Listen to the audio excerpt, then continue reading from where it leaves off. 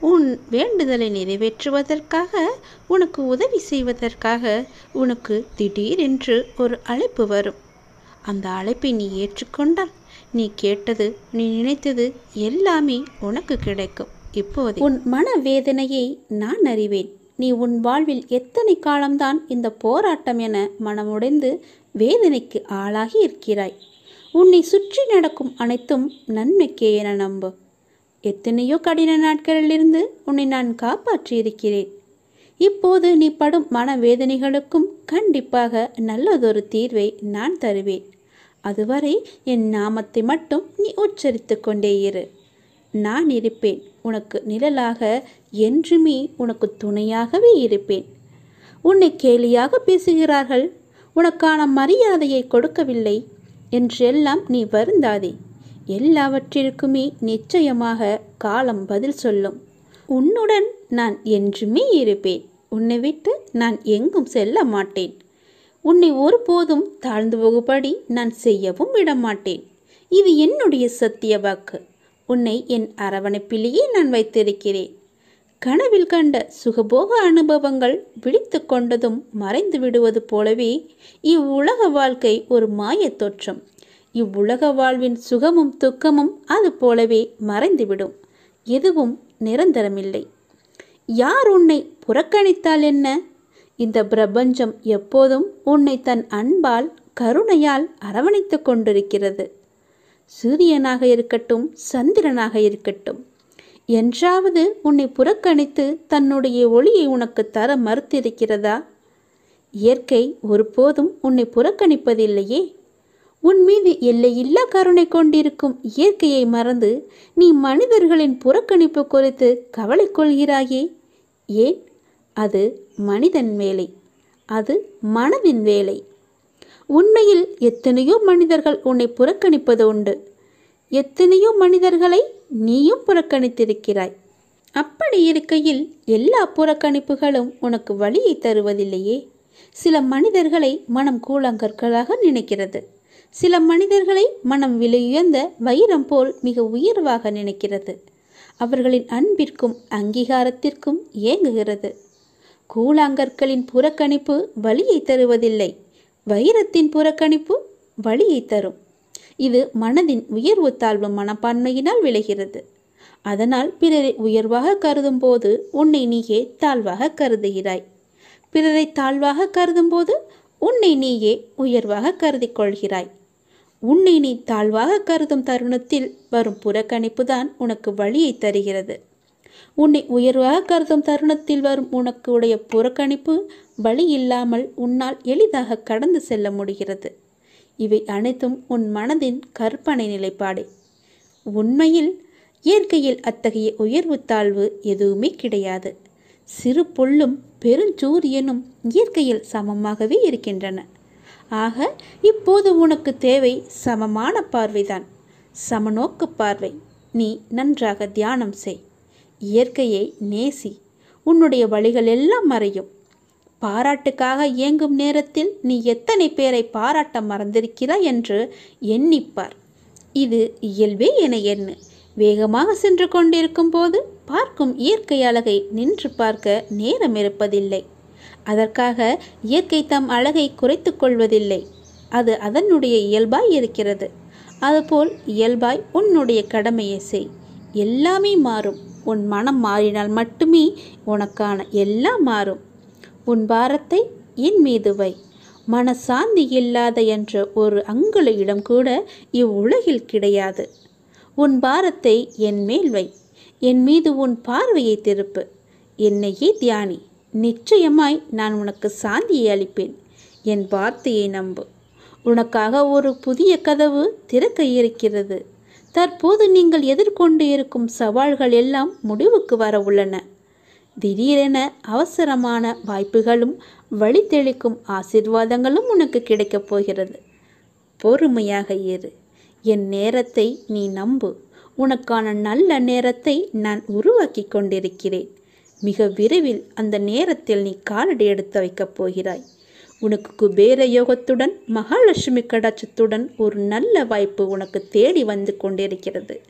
சீக்கிரம் அது உன் வாயில் கதவை தட்டும். அது உன் கையில் கிடைக்கும். அன்று முதல் நீ பொற்பாதங்களாக உன் வாழ்க்கை பொன்னொளி வீசும் நன்னாளாக மாறும்.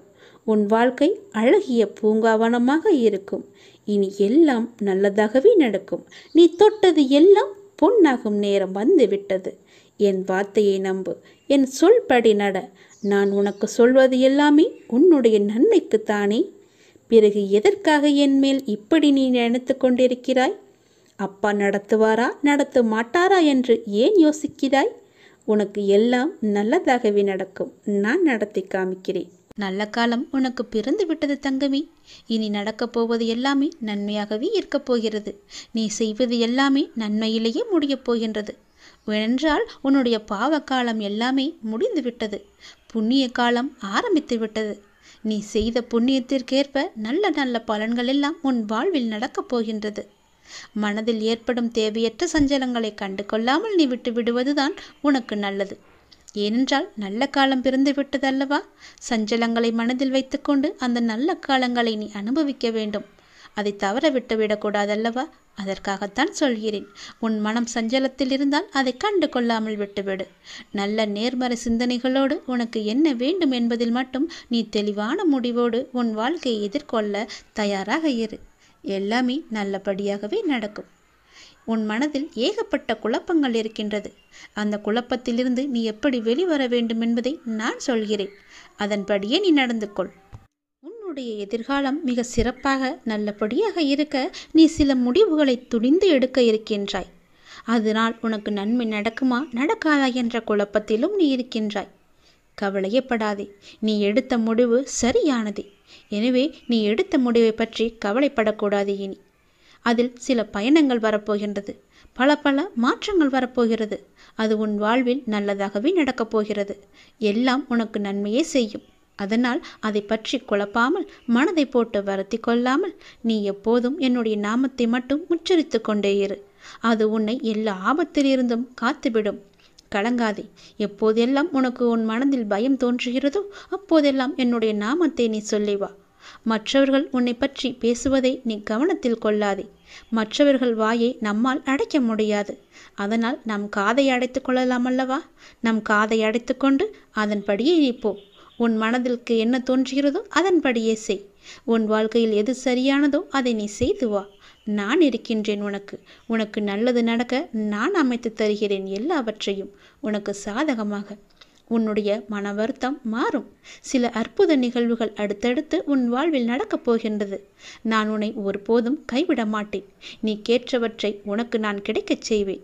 நன்மையும் தீமையும் மாறி மாறி வந்து கொண்டுதான் இருக்கும். இதுதான் எல்லோருக்குமான வாழ்க்கை. என்னை வணங்கும் உனக்கு தீமையின் தாக்கத்தை குறைத்து நன்மைகள் அதிகம் நடக்கும்படியாக முன் வாழ்வை இப்போது நான் நடத்தி கொண்டிருக்கின்றேன். வாழ்வின் நல்ல மாற்றங்கள் நினைத்து பார்த்திராத அற்புதமான மாற்றங்களாக அது நடக்க இருக்கின்றது.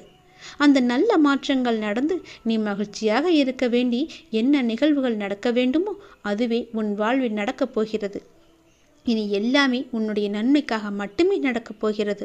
நீ எதை தேடி என்னிடம் வந்தாயோ, உன் எதிர்காலம் சிறப்பாக இருக்க வேண்டும் என்று என்னிடம் கண்ணீர் விட்டு அழுதாயோ, அது நல்லபடியாகவே மாற்றி அமைத்து தருகிறேன். உன் எதிர்காலம் மிக சிறப்பாகவே இருக்கப் போகிறது. இப்போது நீ எடுத்திருக்கும் முடிவு உனக்கும் உன் வாழ்க்கைக்கும் உன் குடும்பத்திற்கும் மிக சரியானது. அதன் வழியே நீ போ. உன் வாழ்வில் பல நல்ல மாற்றங்களை நான் அமைத்து தருகிறேன். தைரியமாகவே இரு. கஷ்டங்கள், துன்பங்கள், கடன் பிரச்சனைகள் எல்லாமே உன்னை விட்டு தூர ஓட போகிறது. ஏனென்றால் என்னை நீ வழிபட ஆரம்பித்து எத்தனை எத்தனை நல்ல வினைகளை எல்லாம் நீ செய்திருக்கின்றாய். அவையெல்லாம் நிச்சயமாகவே நல்ல பலனை உனக்கு தரப்போகும். உன்னை நான் பாதுகாத்து கொண்டே வருகின்றேன். உனக்கான நல்ல நல்ல சூழல்களை எல்லாம் அமைத்து வைத்திருக்கின்றேன். நல்லது உன் வாழ்வில் நடக்கப் போகின்றது. நிச்சயமாகவே உன்னுடைய வாழ்க்கை எண்ணி நீ மகிழ்ச்சியில் துள்ளி குதிக்கப் போகிறாய். நான் இருக்கின்றேன். எதற்கும் நீ பயப்படாதே. நான் உன்னை என் கைக்குள் அரவணைப்பாக வைத்து பாதுகாத்து கொண்டிருக்கிறேன். என்னை மீறிதான் எதுவாக இருந்தாலும் உன்னை நெருங்கும். அது நன்மையாக இருக்கட்டும், தீமையாக இருக்கட்டும், என்னை மீறிதான் அது உன்னிடம் வரும். சொல்வது எல்லாமே உன்னுடைய எதிர்கால வாழ்வை என்னைதான் நான் சொல்லி கொண்டிருக்கின்றேன். யாரிடமும் போய் கைரேகையோ ஜோசியமோ எதுவும் பார்க்காதே. ஜாதகம் எல்லாம் பார்க்காதே. ஏனென்றால் உன்னை படைத்தவன் நான். உன்னை படைத்தவ எனக்கு எது எப்போது எங்கே தர வேண்டும் என்பது மட்டும் எனக்கு தெரியாதா? தேவையில்லாமல் உன் விதியை மாற்றுவேன் என்று சொல்லி பலரிடம் போய் நீ ஏமாந்து நிற்காதே. உன் விதி என்னுடைய கையில் இருக்கிறது. உன்னுடைய வாழ்க்கை என்னுடைய கையில் இருக்கிறது. அதை நல்லபடியாக மாற்றி அமைப்பது என்னுடைய பொறுப்பு. சந்தோஷமாக இரு.